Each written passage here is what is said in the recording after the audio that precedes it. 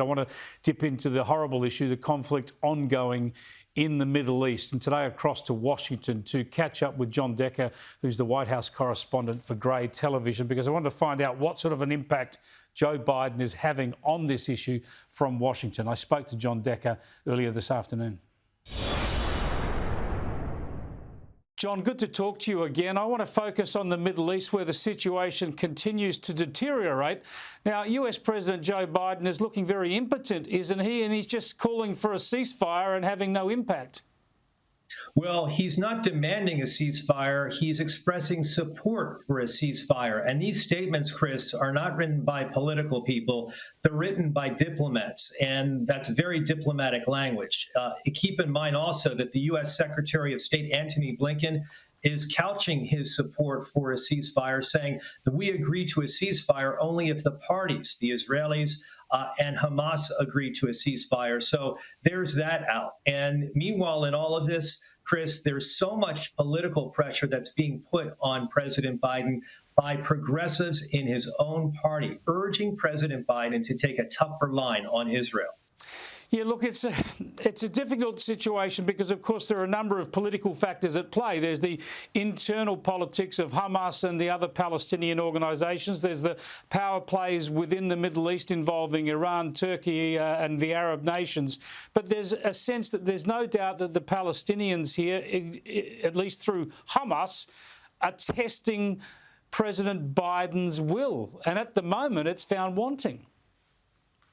They are testing his will, and what I am told by administration officials is that within the next 72 hours, that will determine the next exactly stage for what this administration may or may not do. And so what really determines it, to a certain extent, are the actions of Prime Minister Netanyahu, whether this incursion in trying to thwart these rocket attacks on Israel's territory continues.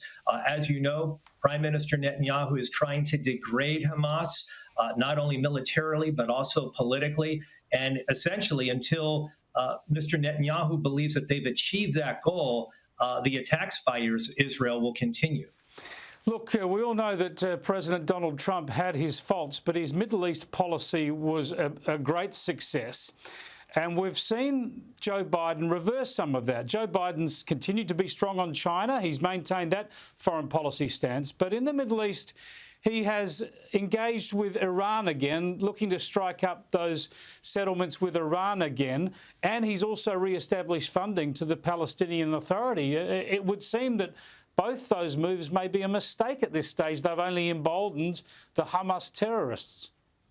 It emboldens Hamas, and Chris, to your point, it also emboldens Iran. And the reason being is because in all of this, the vacillation undercuts the Abraham Accords. That was the big foreign policy success in the Middle East achieved by President Trump. And as a result, it gives essentially a green light to Iran to continue funneling this weaponry to Hamas, to continue trying to upset the peace that was achieved during the Trump administration. And it was peace. It was peace that existed for all 4 years of President Trump's term. Yeah, it's a hell of a situation. I don't think we're going to see Israel stop until they've knocked out all the weapons stockpiles that they believe are in Gaza. But I suppose it is what happens from there. And as you're saying, we wait to see what Joe Biden reveals in coming days. That's exactly right. And I think that to a certain extent, Mr. Netanyahu has given President Biden an out. After all, he alone can decide when they've achieved their goals.